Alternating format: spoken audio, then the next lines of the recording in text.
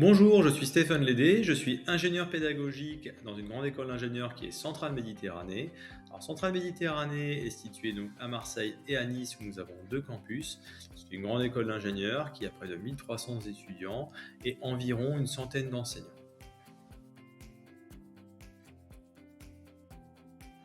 Alors, au sein du cursus de formation d'ingénieur centralien, nous disposons depuis quelques années d'un référentiel de compétences, qui sont les compétences de l'ingénieur de centralien.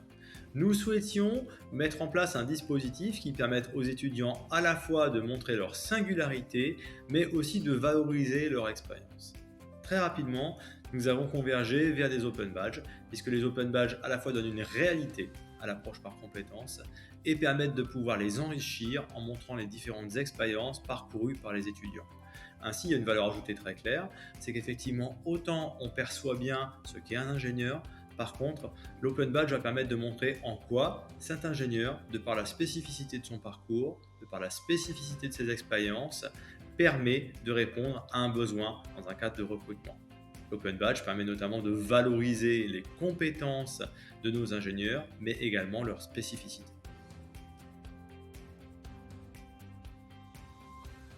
Alors, notre dispositif s'articule autour de la validation des compétences de l'ingénieur centralien. Il y a 5 compétences de l'ingénieur qui sont organisées en 5 niveaux. Donc, pour chaque compétence, on peut acquérir le niveau novice, intermédiaire, compétent, avancé et expert. Ainsi, nous avons donc 25 badges qui correspondent à chaque niveau pour l'ensemble des compétences. Actuellement, nous sommes en train de déployer les badges sur les 5 compétences pour les niveaux 1 et les niveaux 2. C'est-à-dire que ça correspond au niveau novice et au niveau intermédiaire de notre référentiel de compétences. Ça concerne les étudiants de première année de notre cursus et nous avons fait des tests vers les étudiants de deuxième année pour un petit peu savoir quels étaient leurs besoins et ajuster le tir sur des promotions qui sont plus importantes en deuxième année.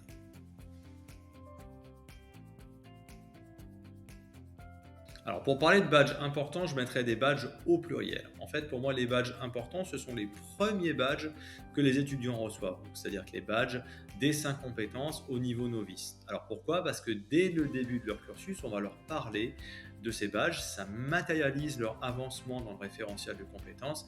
Et quelque part, pour eux, recevoir ces premiers badges, pour l'innovation de niveau novice, pour la conduite de programme niveau novice, par exemple, eh bien, ça concrétise très concrètement une approche à laquelle on les sensibilise dès le début de la première année.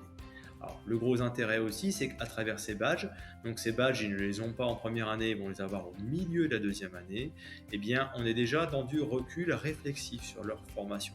C'est-à-dire que ces badges, dès qu'ils vont les avoir, ils vont être nourris d'éléments sur lesquels ils viennent expliciter et les augmenter en tant que tels. Donc c'est très bien reçu, puisqu'effectivement, on a créé un petit peu le suspense et ils ont envie de les avoir.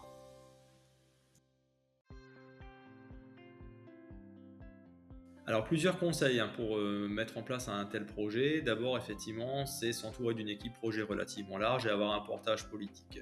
C'est vrai que la question des badges à Centrale Méditerranée a été très rapidement portée par l'équipe de direction et par l'équipe du programme ingénieur qui s'est engagée fortement dans l'idée de matérialiser l'approche compétences par les badges. L'autre point, c'est de s'entourer de personnel compétent pour pouvoir designer des badges. Les badges ont un design qui doit faire envie, qui doit être pérenne dans le temps et qu'on doit pouvoir comprendre rapidement. Donc ça, ce sont des points très très importants pour pouvoir le mettre en place. Autre point également important en ce qui concerne les badges, c'est de pouvoir organiser un suivi, c'est-à-dire qui a eu les badges, qui ne les a pas eu, de prévoir éventuellement des modalités pour les étudiants qui ne les auraient pas eu. Alors aujourd'hui, prochaine étape, c'est d'élargir un petit peu notre pool. C'est qu'effectivement, là, les badges, on en a attribué environ une soixantaine à des étudiants à titre de test. On veut élargir sur une échelle d'environ 300 étudiants. Donc là, ça va nécessiter pour nous d'industrialiser le suivi des compétences en tant que tel.